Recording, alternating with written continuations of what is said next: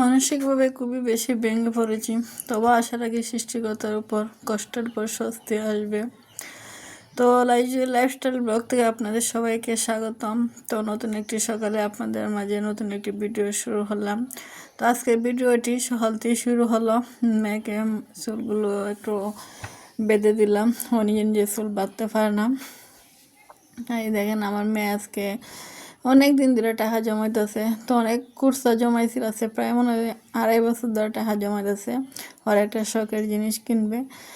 তো আজকে যাব ওর জিনিসগুলো কিনতে।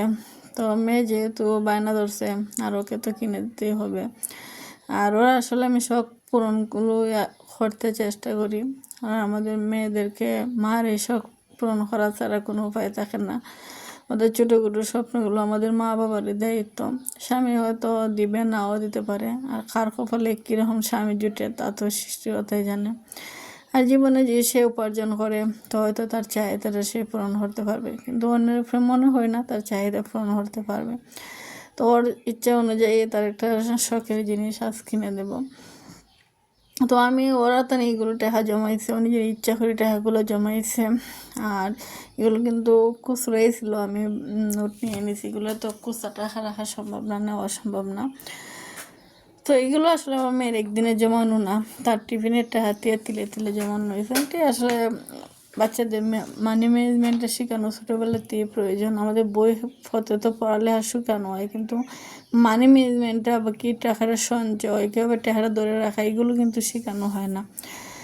তো এই তো আমরা চলে আসলাম, কেনাকাটা শেষ করে বাসায় আসলাম। তো আজকে যেহেতু অনেক শর্ট টাইম, তো কোনো কিছু রান্না করি নাই, তাড়াহুড়ো শুধু ভাত আর ডিম ভাজি করে খাইয়ে চলে আসলাম ড্রয়িং ক্লাসে। তো আজকে ড্রয়িং ক্লাসেও গিয়ে ভালো লাগতেছে না, ক্লান্ত লাগছিলো। তারপরে ক্লাসটা একটু করাই নিলাম। আর আসার সময় ভাবলাম একটু বাজার করে নিই। আর আমরা যেহেতু বাইরে তেমন একটা খাবার খাই না, চেষ্টা করি মানে খাওয়ার জন্য।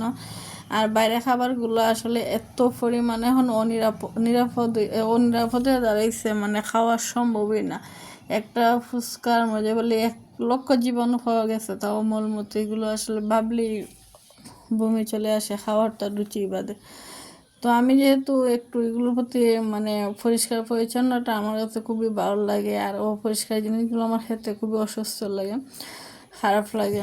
তো সেই জন্য আমি সব কিছু নিয়ে আসলাম, যাই সময় যেটা লাগে ভালো লাগে আমার পছন্দ অনুযায়ী বানিয়ে নেব। তো অনেক কিছু এখানে পাওয়া যায় না। আমাদের বাহুবল সদরে যে যে স্বপ্নগুলা করছে, নামে করছে, খামে কিছু না।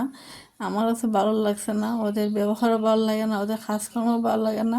ওরা আর অন্যান্য যে সিলেট বলেন আর হবিগঞ্জ বলেন, ওদের শপিংগুলো অনেক ভালো, অনেক কিছু পাওয়া যায়, ওদের ব্যবহারও খুবই সুন্দর।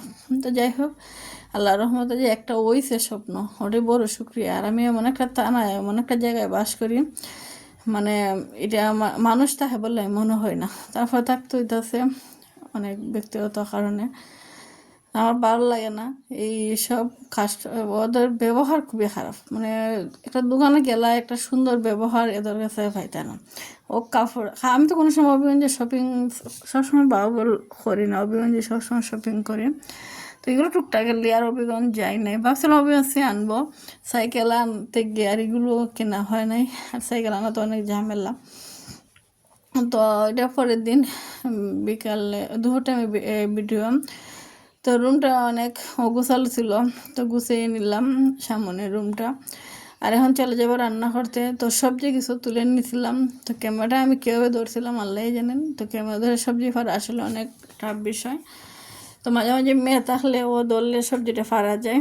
তো যেহেতু স্কুলে আমি নিজে ধরছিলাম। তো এই তো আজকে সবজি তেমন একটা কিছু রান্না করবো না, যেহেতু সময় নেই। আর আছে অনেক কাজও করছি, সেহেতু অল্প কিছুই রান্না করব। রাতে যে পারি কিছু একটা রান্না করবো। মেয়ের যেহেতু মাংস তরকারি আছে, আমাদের জন্য একটু সবজি রান্না করব। আর খাটেল বেশি শুটকি দিয়ে ভর্তা বানাবো, এইগুলো দিয়ে আচারে চলে যাবে। আর প্রয়োজন হলে রাতে রান্না করব। আর নিজের গাছের আমাশ খাইতে আসলে অনেক টেস্ট আর অনেক মজা, সবজিটা অনেক টেস্ট হয়েছে। তো এটা একটু সামান্য গাজর দিছি, আর একটা বেশি একটু না